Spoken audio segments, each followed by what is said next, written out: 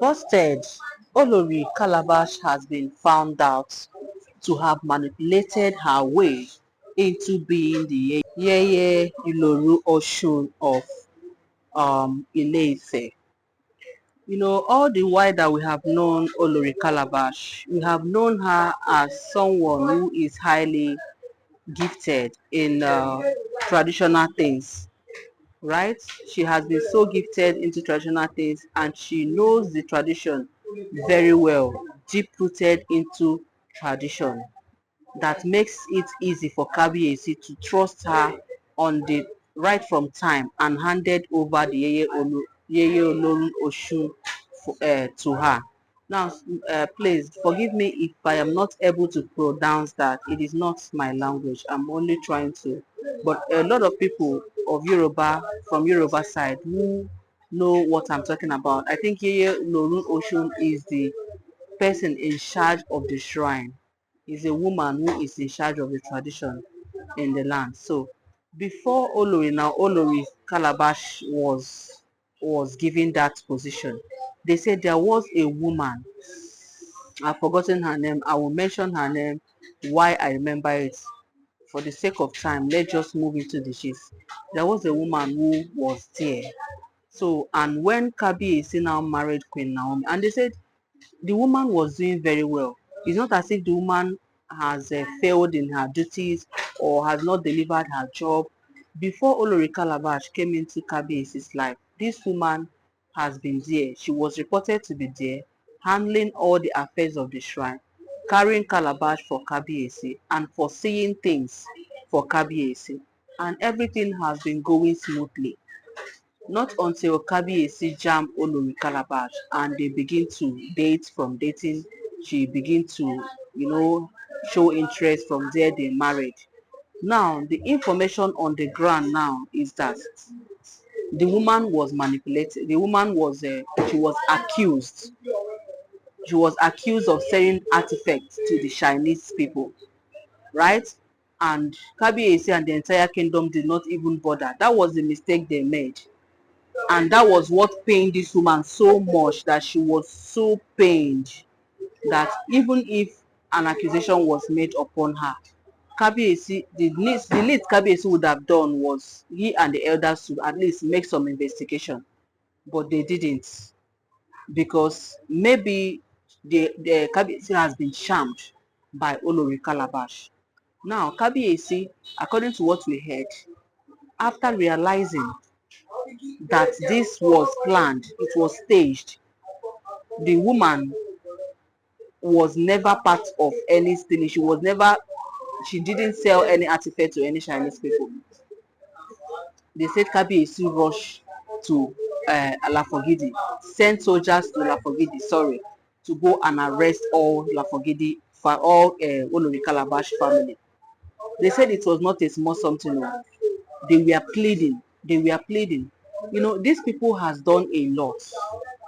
They have really done a lot to the palace, and everything they do, most especially this Olori Calabash, she has committed something to the extent that, in fact, they should have said her cup is full.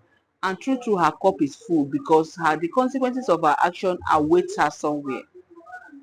And that is why we keep hearing the prophecy keep ringing in our ears, that immediately she leaves the palace to go to wherever that she would be. Once she leaves the palace, cease to be the wife of Kabiyesi, those consequences will come upon her, and she will meet the nemesis have already caught up with her.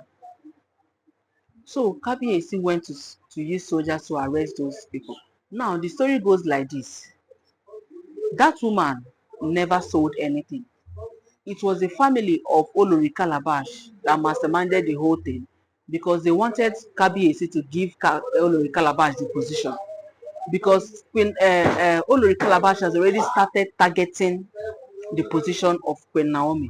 So she felt that through that tradition, through that traditional duties, traditional work that she would be doing for Kabiyesi, that she will get to the heart of Kabiyesi, thereby displacing Queen Naomi and replacing her.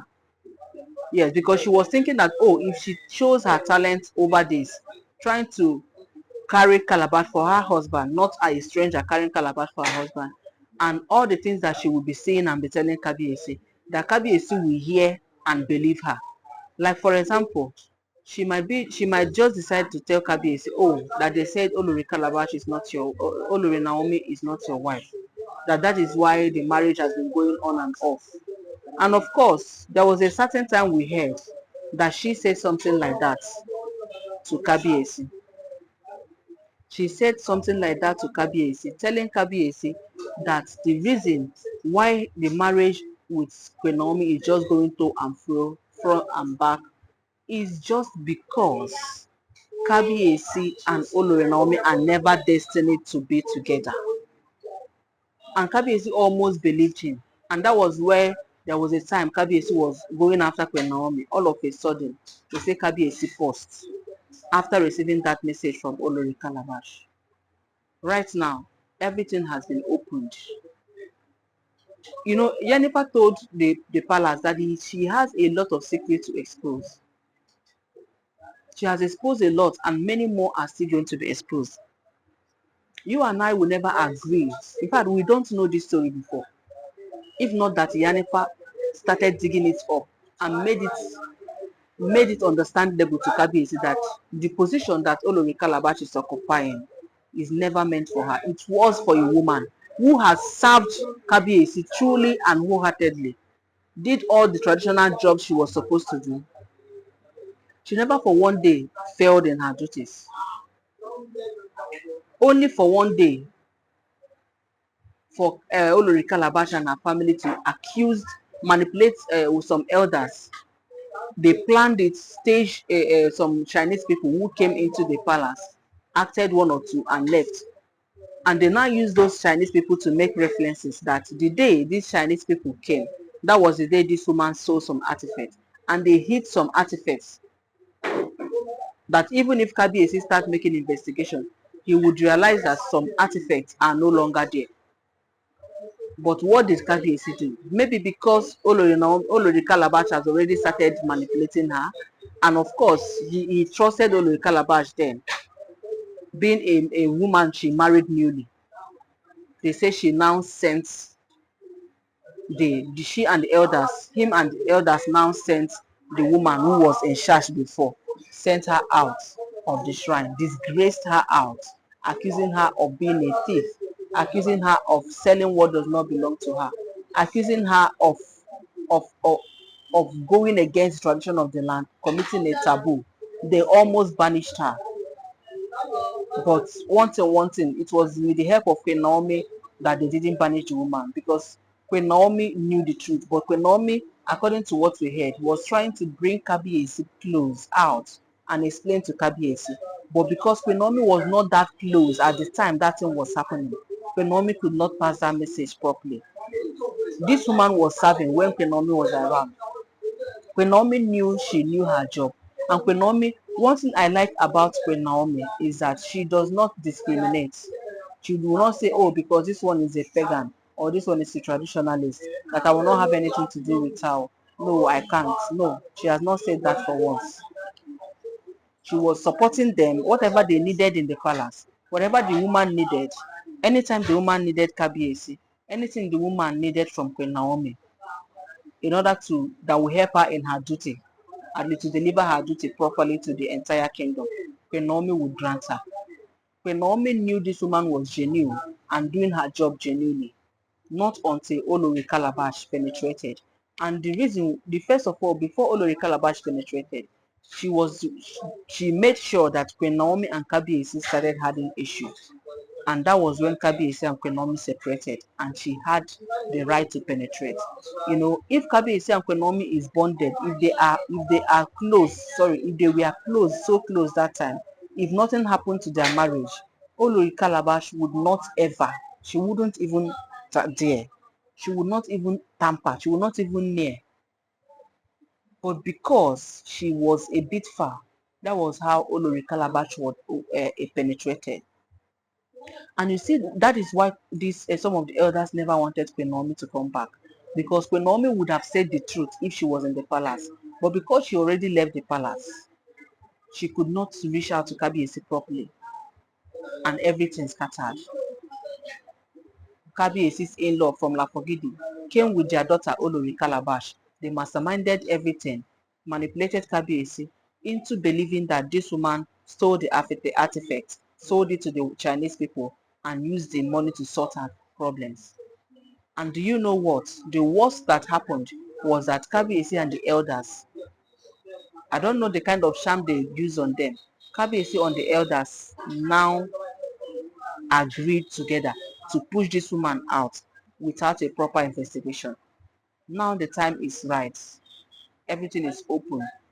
It has always been said that nothing is hidden under the sun. Olori Calabash has been dethroned. She has been dethroned successfully. Kabiesi collected the throne from her, dethroned her immediately, shamefully at the village square, handed over back to that woman to restore the dignity of the shrine. Because ever since Queen Olori Calabash started managing that shrine, my people, everything went gaga. Kabiyesi no longer gets the right information from the river goddess. Kabiyesi does not get the right information from the side of the woman. It's only from his own side. Anytime he enters into the shrine to wear the red crown, that is when he will start hearing. But if he's on leave, because the work of that actually side, that woman side of the shrine, is that if Kabiyesi is on maybe vacation or is on travel, the woman who is in charge of the shrine will be able to communicate to Kabiyesi about what the courts are saying. The person will pass the message. But ever since Olori Calabash started handling it and started inputting her own words instead of what the court said, she started introducing her own plans, telling Kabiyesi whatever she wishes to let Kabiyesi know and not what the court wants. That was when everything started scattering. That was even when Kabiyesi and Queen Naomi almost said they will not marry again, that they are tired because the forces was much. She was the one manipulating it. They said Kabiyesi suffered a lot. He suffered silence from the courts. Anytime he traveled, he wouldn't get information anymore. And maybe the travel that he would say like 1 week, 2 weeks, imagine a whole king staying without hearing from the courts because the woman who was supposed to give the information is no longer giving. She has defiled the shrine. And that was Olori Calabash. Through Iyanifa, kudos to her, that it was later realized that this woman has been innocent. And of course, Queen Naomi confirmed it. Ever since Queen Naomi reinstated her, her throne as Iyeluwa and this full moon ritual completed, I told you she has been different. People who know her before, they can't believe Queen Naomi is doing all these things. Now, Queen Naomi has been doing a lot of things, including making it possible for Kabiyesi to realize that this woman was innocent. They have to call back the woman and handed over the throne to her while disgracing Olori Calabash out. Initially, she was just her shrine was destroyed, her personal shrine was destroyed. Yes, and now the bigger one, which she assumed, she has been assuming that seat since. Now they have collected it officially from her, chased her out of the shrine disgracefully, even while the villagers were there staring. Everything was just. But I don't even think you can shame the shameless. Do you even think Olori Calabash is is someone who is minding shame? She does not mind. She is shameless. If the information we are hearing about her is true, but the most important is that when Naomi has opened Kabiyesi eyes and let Kabiyesi realize that this woman is innocent. Before I forget, the name of that woman is Iya Itunu. I am going to be bringing you more updates, my people. If this information is true, this is what I'm hearing. Please kindly subscribe to this channel. Don't forget to give this video a thumbs up.